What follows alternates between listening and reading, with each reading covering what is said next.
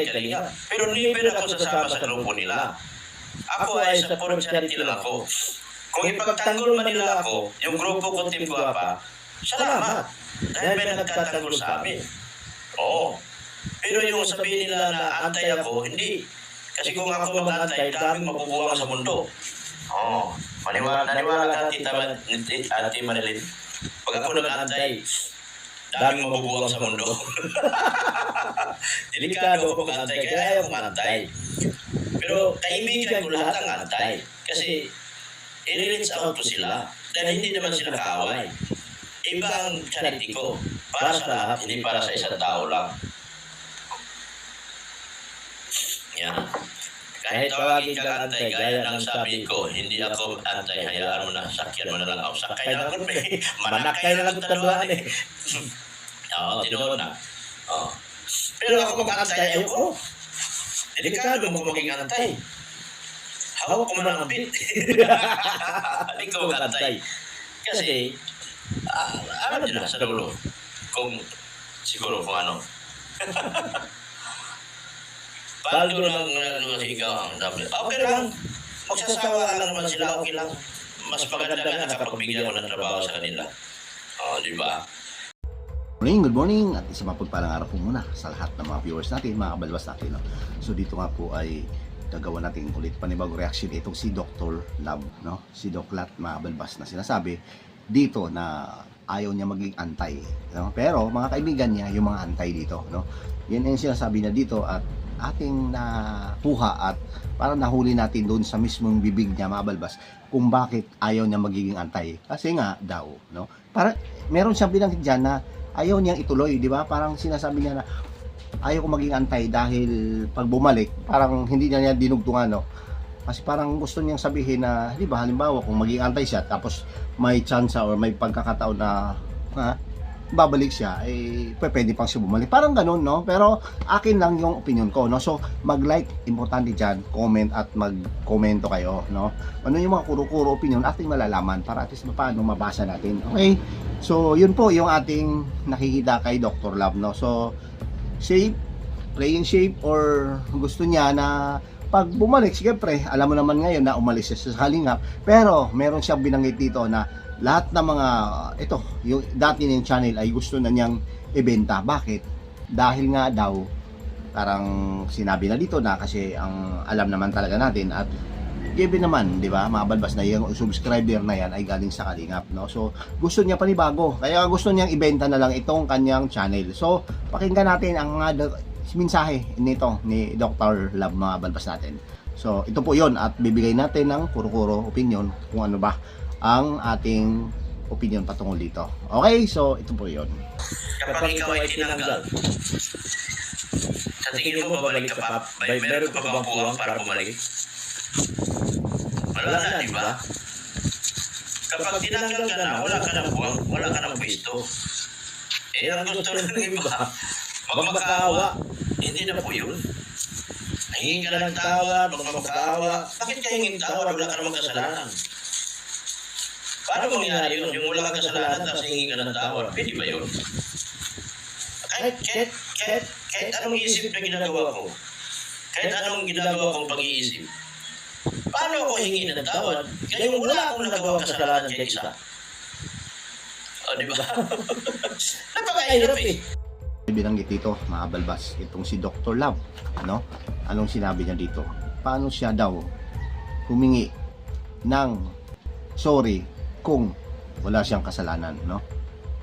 Paano naman daw siyang babalik kung siya ay pinaalis na?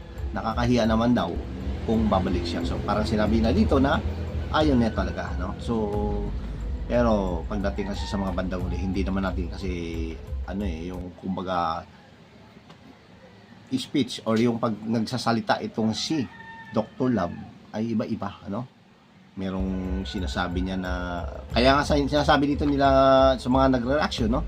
Kahit kay Kuya Bal ay maraming sinasabing kwento pero mas marami ang kasinungalingan, no? So ito, kung sasabihin na umaalis siya sa Kalingap pero hindi natin alam pagdating ng panahon or pagdating ng ilang araw lang, no, ay gusto niya bumalik, no?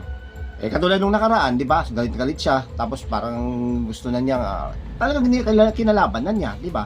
Kinalaban na niya ang Kalingap or may mga sinasabi na siya dito. At syempre, sino ba yung mga kaya nga sila kumalas dahil ayaw nila dun sa Kalingap na yon, di ba?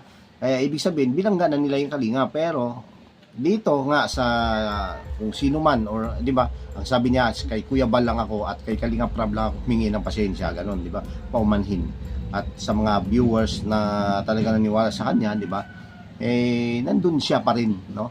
As in hindi siya umalis, hindi siya antay, pero ibang at panibagong team na yung sa kanya, no? So dito nga binanggit ni Kuya Bal nung nakaraan na banggain, gumawa si Dr. Love na banggain ang team or yung team niya na team Guapa ay babanggain yung team Kalingap. So parang sinabi niya dito na ito na at gumawa nga siya ng channel or gumawa siya ng panibagong team, no?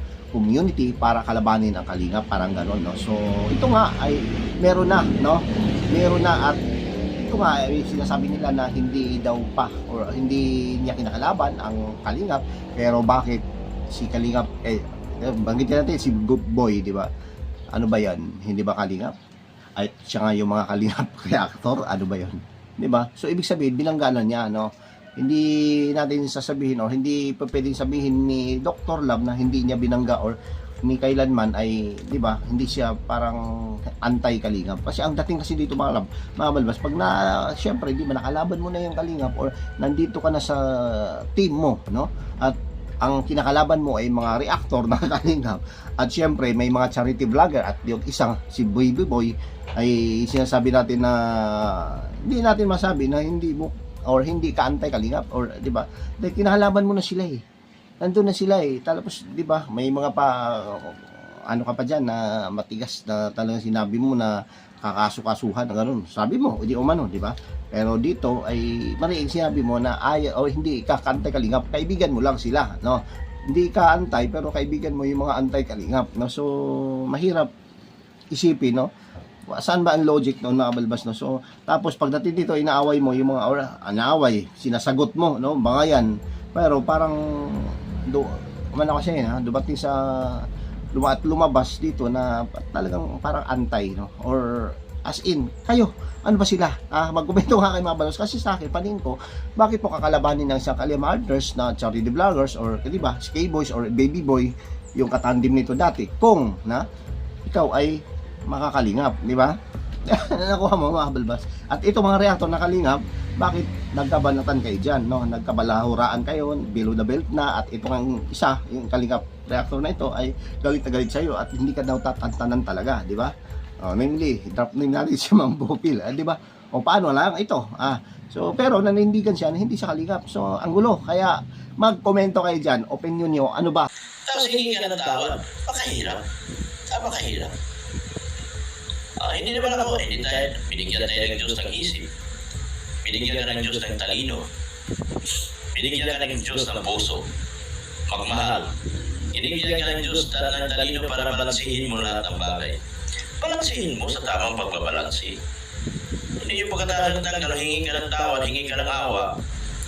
Ubus na subscriber ko. Kaya binitawan ko. Ubus na subscriber ko. Sino pa manood sa akin?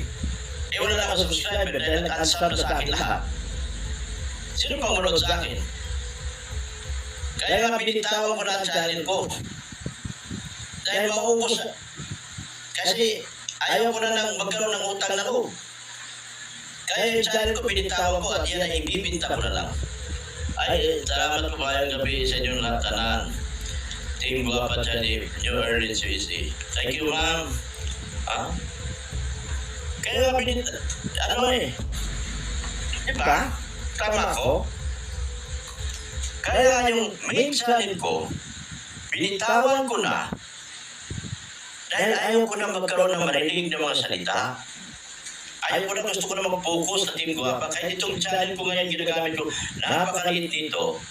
Ay, baka hindi ko lang ang kita ito eh. Wala kang kita ito eh. Kasi ang hina dito eh. Kumbaga, panalo lang ito eh. Kita dito eh. Pero inilaban ko na lang. So maniwala kayo doon, mga balbas, sa sinabi, no? Na wala daw siyang kita or wala daw kita itong kanyang channel na ito na alam naman natin na may mga supporters ito, no? May mga nagpapalipad at sinasabi niya na walang kwenta, kaya ibebenta na lang daw niya kasi nga sinasabi niya dito na wala ng views, wala ng revenue ito, pero hindi pa pwedeng sabihin niya ganito kasi mamala, parang nagpapakakampi o di ba?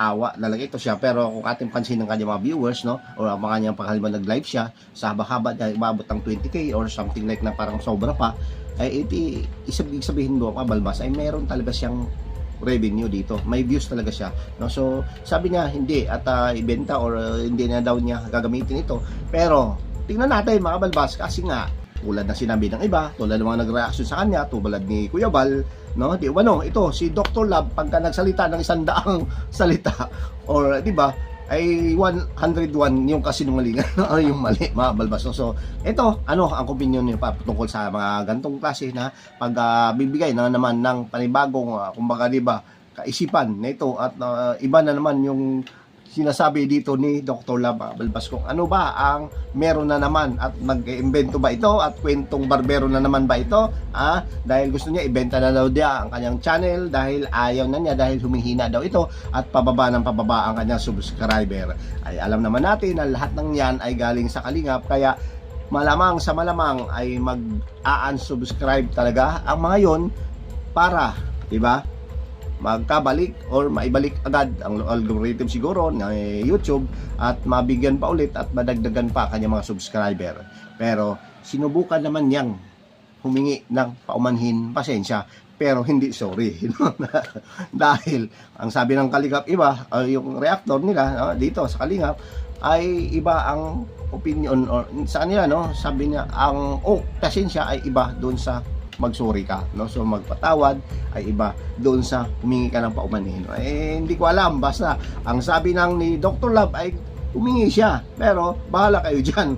Mayroon kasi bilangit ay may pasobra pa, kaya ang sabi ng ibang reactor ay hindi siya sincere doon sa kanyang sinabi, no?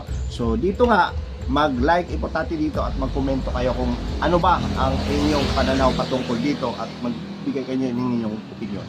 So hanggang dito na lamang po, no? So isang mapagpalang gabi, araw at umaga sa lahat ng mga viewers natin. Kabalbas TV, please like, subscribe naman po para at least kahit paano ay updated kayo kung ano po ang ating ina-upload na mga videos, mga kabalbas. Thank you, God bless at mabuhay po tayong lahat. Bye bye.